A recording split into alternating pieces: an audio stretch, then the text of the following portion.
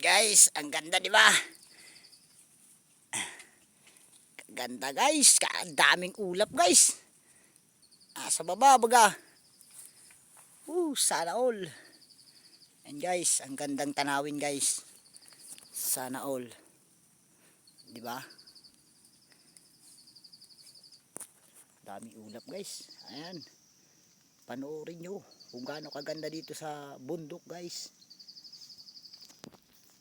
Ang problema lang guys ay umakyat kami sa kahoy. Makita lang to. Para makita nyo yung kagandahan dito ng bundok namin. Bundok namin.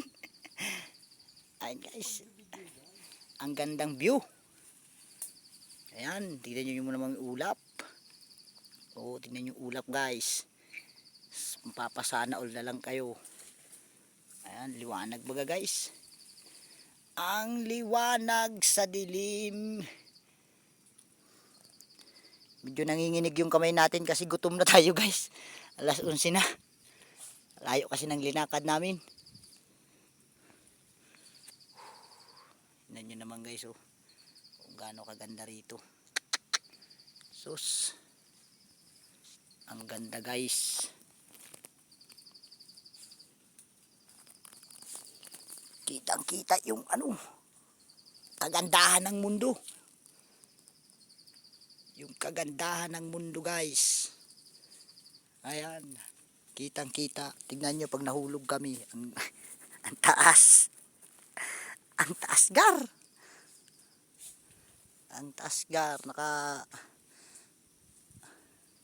Naaakyatin dito guys.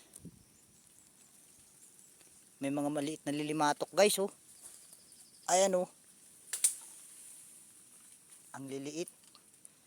Yung nasipsip ng dugo, yung parang linta guys. Ayan Ay, tumalon.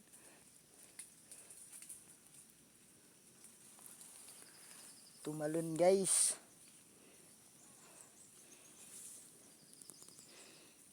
Natakot yung limatok gar. Kay gandang pagmasdan, kumikinang-kinang.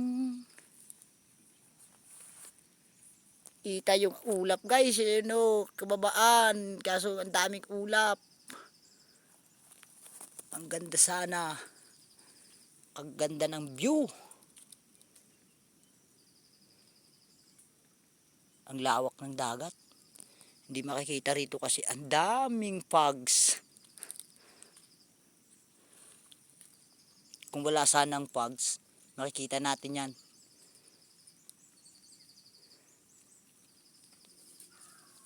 Ayun, tumulo yung aso. Nasa baba.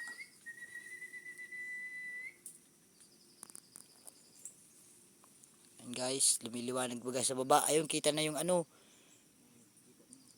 nakikita na yung guys. Sa pinakang baba. Ayun.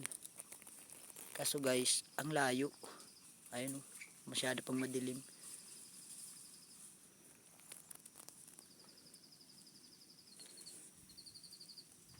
Yung kabilang bundok guys, nakita na rin na yun dun. Kalayo na yun. Malayo na rin yun. Yung Sorsogon guys, di na makita. Yung Sorsogon City. Sa wakas guys, yung pangatlan makabot dito, nakarating rin. Kaso mahaba bala yung lakaran.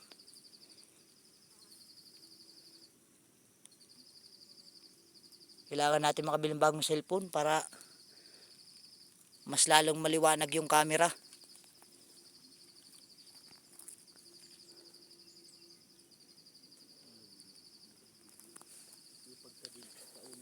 Tama na to guys kasi pababa na kami. Baka madali tayo ng pukyutan dito. Papaasuhan na namin. Mamaya guys, papakita ko sa inyo kung gaano karami yung honeybee. See you again.